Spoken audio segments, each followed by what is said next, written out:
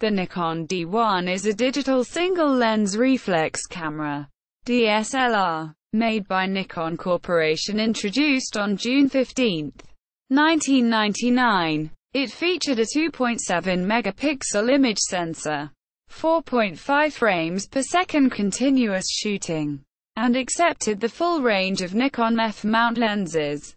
The camera body strongly resembled the F5 and had the same general layout of controls, allowing users of Nikon film SLR cameras to quickly become proficient in using the camera.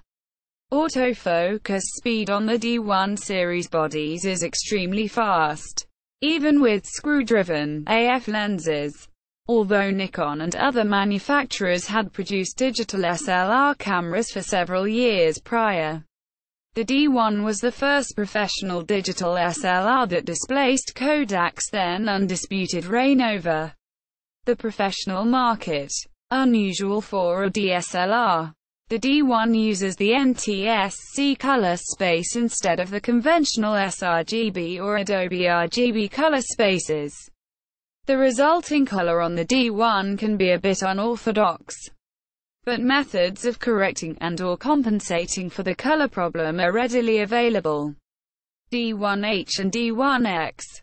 The D1 was replaced by the D1H and D1X on February 5, 2001. The D1X offered higher resolution, with a 3008 x 1960 to 5.3 effective megapixel sensor, and continuous shooting of 3 frames per second for up to 21 consecutive shots.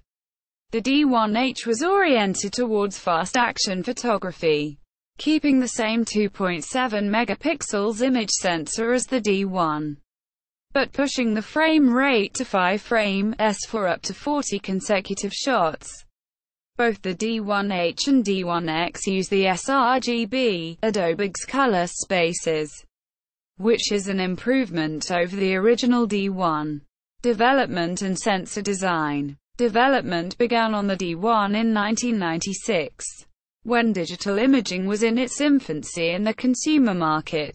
At that time, the major market leader for DSLR cameras was Kodak, who produced their own image sensors and assembled digital cameras under the brand Kodak DCS. The DCS cameras were based upon 35mm SLR cameras, replacing the film back with one incorporating a CCD sensor. This in turn was connected to a power supply and image processing and storage unit that was either carried separately or attached to the base of the camera body. While these cameras offered the convenience of digital imaging to normal photographers, their appeal was limited by huge price tags and issues with sensor size, resolution, and performance in comparison to film. Nikon therefore stood to gain a significant market advantage if they could manage to offer a digital camera that had been designed from the ground up. The goal was ambitious. Nikon sought to produce professional-grade cameras using large high-resolution sensors for only a few $1,000s at a time, when the Kodak DCS 460, based on a Nikon F9X and provided with a 6-megapixel 27.6 x 18.4mm CCD sensor, was retailing for over $30,000. Price was just one of the hurdles encountered. Engineers also had to consider how to design and mass-produce a high-resolution and high-sensitivity sensor that could be powered by batteries and sustain a continuous frame rate suitable for journalistic use.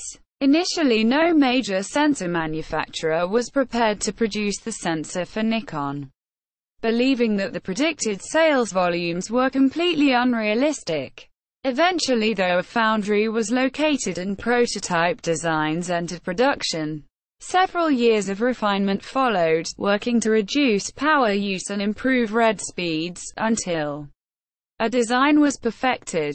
The final design that was used in the D1 was for a 23.7 x 15.6mm CCD producing images with a final resolution of 2000 x 1312 pixels, approximately 2.7 megapixels.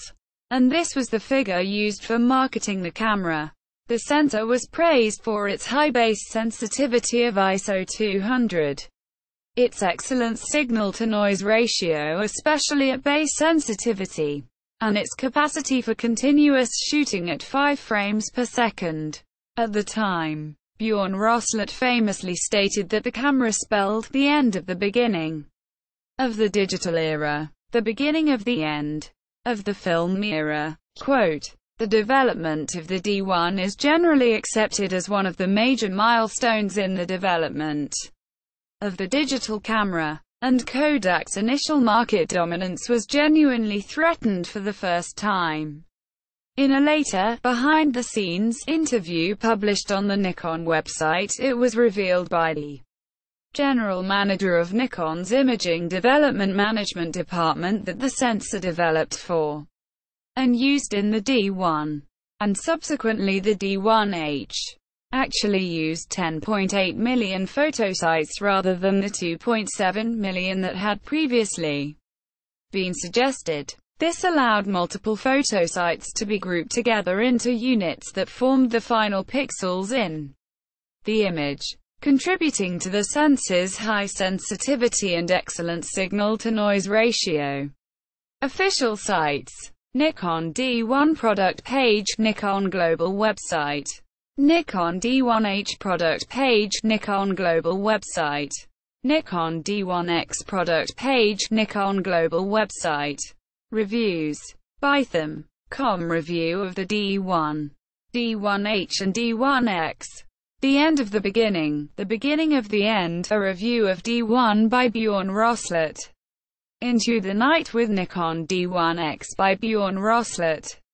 D-Preview.com review of the D1. D-Preview.com review of the D1H. D-Preview.com review of the D1X.